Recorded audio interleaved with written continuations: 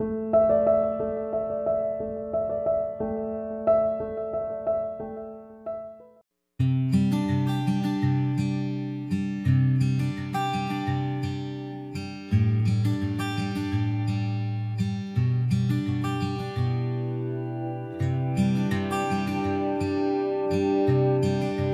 friends, welcome to Gomathi's kitchen. இன்னைக்கு நம்ம பார்க்க போற ரெசிபி பாத்தீங்க அப்படினா ஆடி வெள்ளிக்கிழமை ஸ்பெஷலா தேங்காய் பால் அரிசி பாயாசம் எப்படி செய்யலாம்ங்கறத தான் பார்க்க போறோம். இந்த தேங்காய் பால் பாயாசம் பாத்தீங்கன்னா அம்மனுக்கு ரொம்பவே உகந்தது.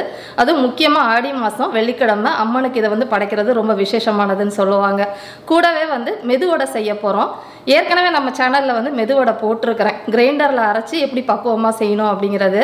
நம்ம சப்ஸ்கிரைபர்ஸ் நிறைய பேர் கமெண்ட்ல கேட்ட மாதிரி கொஞ்சமா அதாவது உளுந்து வந்து கொஞ்சமா ஊற வச்சு மிக்ஸில வந்து எப்படி பக்குவமா அரைச்சு வடை பண்ணணும் அப்படிங்கறத தான் பார்க்க போறோம். அது வந்து ஒரு சின்ன சின்ன டிப்ஸ் தான். அதை ஃபாலோ பண்ணி செஞ்சோம் அப்படின்னா நல்லா வந்து வடை மெத்துனும் இருக்கும். நல்லா வெளியில வந்து பாத்தீங்கன்னா கிறிஸ்பியாவும் இருக்கும்.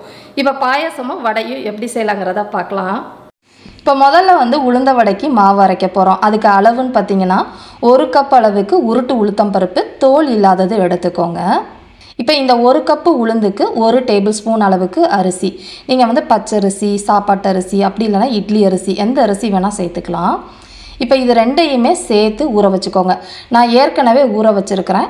ஊற வைக்கிற டைமுன்னு பார்த்தீங்கன்னா மினிமம் 1 மணி நேரம் ஊறணும். மேக்ஸிமம் 3 மணி நேரம் வரைக்கும் நீங்கள் ஊற வச்சுக்கலாம். நம்ம கிரைண்டர்லேயும் அரைச்சிக்கலாம், மிக்சிலையும் அரைக்கலாம். நம்ம இன்றைக்கி வந்து மிக்சியில் அரைக்கிறது டிப்ஸோடு பார்க்க போகிறோம், நல்லா சாஃப்டாக வர்றதுக்கு. மாவு அரைக்க போகிறதுக்கு முன்னாடி இந்த மாதிரி ஒரு வடிகட்டியில் ஊற வச்ச உளுந்தெல்லாம் தண்ணியை வடிய விட்டுருங்க. இந்த மாதிரி மிக்சியில் அரைக்க போகிறதுக்கு முன்னாடி வடிகட்டிட்டு செஞ்சோம் அப்படின்னா உங்களோட மாவு கன்சிஸ்டன்சி சரியாக வரும். அதுக்காக தான் இது வந்து ஒரு 2-3 நிமிஷத்துக்கு தண்ணி நல்லா வடியட்டும். அதுக்கப்புறம் அரைச்சிக்கலாம். இப்போ 2-3 நிமிஷத்துக்கு அப்புறம் தண்ணி நல்லா வடிஞ்சிருச்சு. இப்போ இதை வந்து மிக்ஸி ஜாருக்கு மாற்றிக்கலாம். சின்ன மிக்ஸி ஜாராக இருந்தால் 2 தடவையாக போட்டு அரைச்சிக்கோங்க. நான் ஒரு பெரிய ஜார் எடுத்துகிட்டு எல்லாத்தையுமே ஒரே தடவையாக சேர்த்துட்டேன். இதை அரைக்கிறதுக்கு நம்ம இப்போ தண்ணி வடிஞ்சிச்சு பார்த்திங்களா, அந்த தண்ணியை கொஞ்சம் கொஞ்சமாக தெளித்து அரைச்சிக்கலாம். அரைக்க போகிறதுக்கு முன்னாடி இந்த வடைக்கு தேவையான அளவு உப்பு 1 டீஸ்பூன் போல் டேபிள் சால்ட்டையும் சேர்த்து போட்டு அரைச்சிங்கன்னா உங்களுக்கு கன்சிஸ்டன்சி சரியாக வரும். இப்போ இதை மூடிட்டு மிக்சியில் வந்து முதல்ல பல்ஸில் விட போகிறோம். பல்ஸில் ஒரு 5-6 தடவை விடுங்க. இப்போ பார்த்தீங்கன்னா ஒரு 5-6 தடவை விட்டேன், இந்த அளவுக்கு இருக்குது. இப்போ இதை நல்லா கலந்து விட்டுருங்க. அப்போ தான் எல்லாம் ஒன்று போல் உங்களுக்கு அரைஞ்சி வரும். இப்போ வந்து தண்ணி வந்து மொத்தமாகவே நான் அரைக்கிறதுக்கு ஒரு 1/4 கப்லேருந்து 1/3 கப் அளவுக்கு தான் தண்ணி சேர்த்துருக்குறேன். இப்போ நல்லா கண்டினியூஸாக நைஸாக அரைச்சி எடுத்துருங்க. ஒரு 5-6 நிமிஷம் அரைப்படும் உங்களுக்கு. இப்போ பார்த்தீங்கன்னா அரைப்பட்டதுக்கப்புறம் மாவு வந்து உங்களுக்கு இந்த அளவுக்கு இருக்குது. நல்லா நைஸாக அரைக்கணும், குறன்னு இருக்கக்கூடாது. இப்போ அரைச்ச மாவை ஒரு பாத்திரத்துக்கு மாற்றிக்கலாம். மாவோட கன்சிஸ்டன்சி பார்த்துக்கோங்க, உங்களுக்கு இந்த அளவுக்கு தான் இருக்கணும். ரொம்ப தண்ணியாகவும் இருக்கக்கூடாது, ரொம்ப கெட்டியாகவும் இருக்கக்கூடாது. இப்போ இந்த அரைச்ச மாவை வந்து நம்ம பீட் பண்ண போகிறோம். அது கையாலையோ அப்படி இல்லைன்னா இந்த மாதிரி விஸ்கு வச்சு ஒரே டைரக்ஷனில் ஒரு 5 நிமிஷத்துக்கு நீங்கள் வந்து பீட் பண்ணணும். இது ஏன் பண்ணுறோம் அப்படின்னு பார்த்தீங்கன்னா மிக்சியில் அரைக்கிறப்ப உங்களுக்கு சூட்டில் மாவு வந்து அப்படியே உக்காந்த மாதிரி ஆகிடும். இதுவே நீங்கள் இந்த மாதிரி பீட் பண்ணிங்க அப்படின்னா மாவு பொதுன்னு நல்லா வெளிர் கலரில் நல்லா உப்பி வரும் உங்களுக்கு. இப்போ கையிலையும் உங்களுக்கு பீட் பண்ணி காட்டுறேன் பாருங்கள். இதே மாதிரி ஒரே டைரக்ஷனில் தான் நீங்கள் வந்து பீட் பண்ணணும். கண்டினியூஸாக 5 நிமிஷம் செய்யுங்க.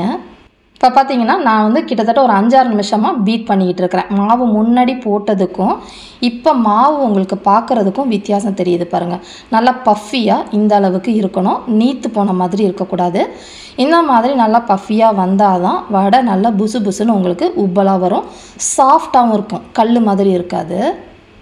இப்போ மாவு கன்சிஸ்டன்சி பார்க்குறதுக்கு தண்ணியால் கையை நல்லா தொட்டுட்டு வடை மாவை எடுத்து உருட்டி பாருங்கள். உருட்டுறப்ப மாவு வந்து நல்லா உங்களுக்கு பதமாக உருட்ட வரணும்.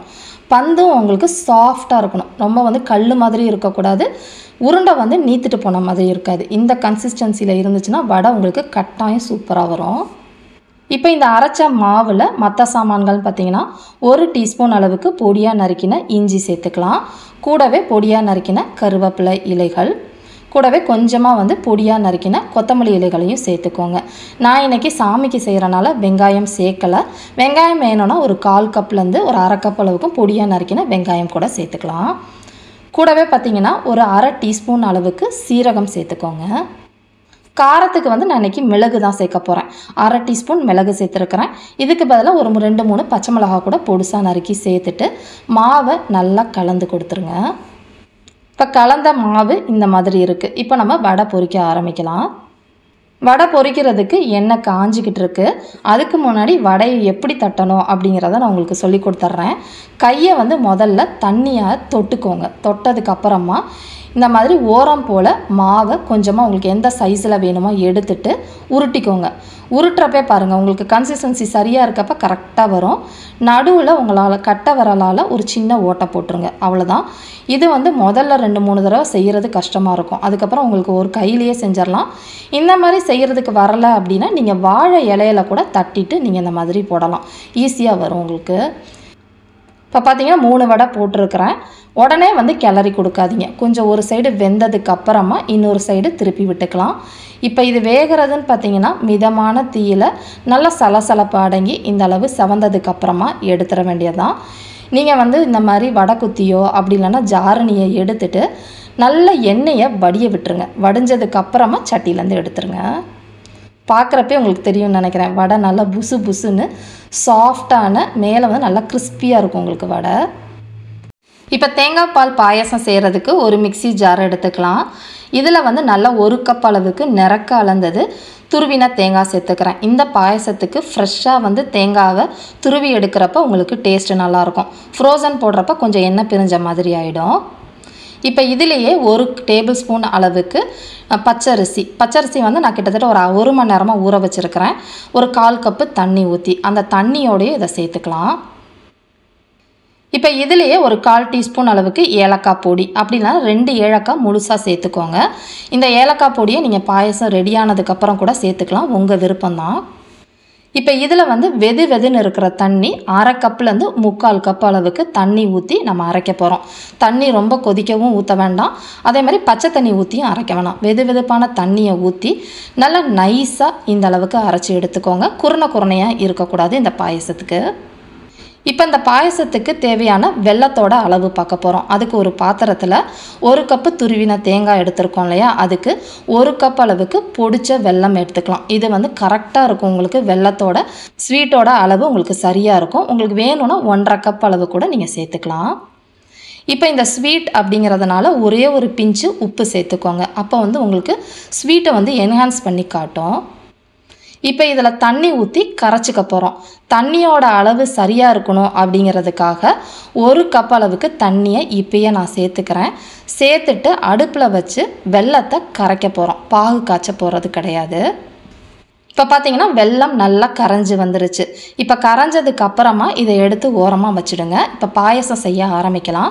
பாயசம் செய்கிறதுக்கு தண்ணியோட அளவு சரியாக இருக்கணும். 1 கப்பு துருவின தேங்காய் எடுத்துருக்குறோம் இல்லையா, அதுக்கு வந்து கிட்டத்தட்ட உங்களுக்கு 4.5 கப் அளவுக்கு மொத்தமாக தண்ணி தேவைப்படும். ஏற்கனவே 1 கப் அளவுக்கு நம்ம வெல்லம் கரைக்கிறப்ப யூஸ் பண்ணியிருக்கிறோம். 1/2 கப்பு அரைக்கிறதுக்கு யூஸ் பண்ணியிருக்கிறோம். இப்போ 3 கப் அளவுக்கு தண்ணி சேர்த்துருக்கிறேன். இந்த தண்ணி கொஞ்சம் வெதுன்னு ஆகட்டும். அதுக்கப்புறமா நம்ம அரைச்ச தேங்காய் விழுதை சேர்த்துக்க போகிறோம். ரொம்ப கொதிக்க வைக்க வேணாம்.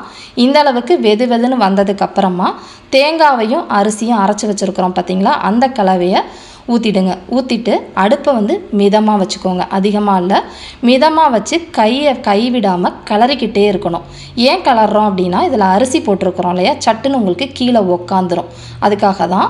இப்போ கலந்துக்கிட்டே இருந்து இது வேகிறதுன்னு பார்த்தீங்கன்னா குறைஞ்சது ஒரு 5-6 நிமிஷத்தில் மிதமான தீயில் உங்களுக்கு வெந்து வந்துடும். இப்போ பார்த்தீங்கன்னா ஒரு 2 நிமிஷத்தில் கொஞ்சமாக கெட்டிப்பட ஆரம்பிச்சிருக்கு. இன்னுமே நல்லா கெட்டிப்படும் உங்களுக்கு. இப்போ பார்த்தீங்கன்னா 5 நிமிஷத்தில் நல்லா மாவு வெந்து இந்த பக்குவத்தில் இருக்கணும். இந்த மாதிரி வெந்ததுக்கு அப்புறமா ஏற்கனவே நம்ம கரைச்சி வச்சுருக்கிறோம் பார்த்தீங்களா வெள்ளை கரைசல், அதை வந்து வடிகட்டியால் வடிகட்டிக்கோங்க. ஏன் வடிகட்டுறோம் அப்படின்னா அதில் இருக்கிற தூசு மண்ணெல்லாம் வடிகட்டுறதுக்கு தான். இப்போ பாருங்களேன் எவ்வளோ தூசு மண் இதில் இருக்குதுன்னு பாருங்கள். இப்போ எடுத்துட்டு இப்பையும் தீயை மிதமாக வச்சு கலந்துக்கிட்டே இருக்கணும்னு அவசியம் இல்லை. ஒரு 5 நிமிஷத்துக்கு கொதிக்க விடுங்க, எல்லாம் ஒன்று சேர்ந்து வந்துடும். இப்போ நல்லா கொதிச்சதுக்கப்புறமா இந்த மாதிரி இருக்கும். இப்போ வந்து சூடாக இருக்கிறனால உங்களுக்கு இந்த மாதிரி இருக்கும். இனிமேல் ஆறிடுச்சுன்னா கொஞ்சம் இறுகி வரும் உங்களுக்கு. இதை வந்து நம்ம முந்திரி பருப்பும் தேங்காயும் வறுத்து சேர்க்க போகிறோம். அதுக்கு ஒரு கரண்டியில் 1 டீஸ்பூன் அளவுக்கு மட்டும் நெய் சேர்த்துருக்கிறேன். நெய்யோட அளவு உங்களுக்கு எவ்வளோ விருப்பமோ அதுக்கேற்ற மாதிரி சேர்த்துக்கோங்க. ஒரு 1/4 கப் அளவுக்கு பல்லாக கீறின தேங்காய். தேங்காய் இந்த மாதிரி பல்லு பல்லாக கிடக்கிறது பிடிக்கல அப்படின்னா நீங்கள் துருவின தேங்காய் கூட சேர்த்துக்கலாம். இப்போ இந்த தேங்காய் வந்து நல்லா செவந்து வர அளவுக்கு வறுத்துக்க போகிறோம். இது ஓரளவு பாதி இந்த அளவுக்கு வறுபட்டதுக்கு அப்புறமா இதில் வந்து ஒரு 6-7 முந்திரி பருப்பை உடச்சி போட்டு சேர்த்துக்கோங்க. இதுவும் நல்லா செவந்து இந்த அளவுக்கு வந்ததுக்கு அப்புறமா நம்ம ஏற்கனவே எடுத்து வச்சுருக்கிறோம் பார்த்திங்களா பாயாசம், அதை வந்து இதில் கொட்டிடலாம். கொட்டிட்டு இதுக்கப்புறம் நீங்கள் வந்து கொதிக்க வைக்கணும்னு அவசியம் இல்லை, கலந்து விட்டுருங்க. ரொம்ப ரொம்ப சூப்பரான தேங்காய் பால் அரிசி பாயாசம் ரெடி ஆயிடுச்சு. இதே மாதிரி அளவுகளோட இந்த பாயாசத்தையும் உளுந்த வடையும் செஞ்சு பார்த்துட்டு எப்படி இருக்குது அப்படிங்கிறத கமெண்ட் பண்ணுங்கள். வீடியோ பிடிச்சிருந்தாலும் கமெண்ட் பண்ணுங்கள், லைக் பண்ணுங்கள். மறக்காமல் கோமதீஸ் கிச்சன் சேனலையும் சப்ஸ்கிரைப் பண்ணி வச்சுக்கோங்க. தேங்க்ஸ் ஃபார் வாட்சிங்.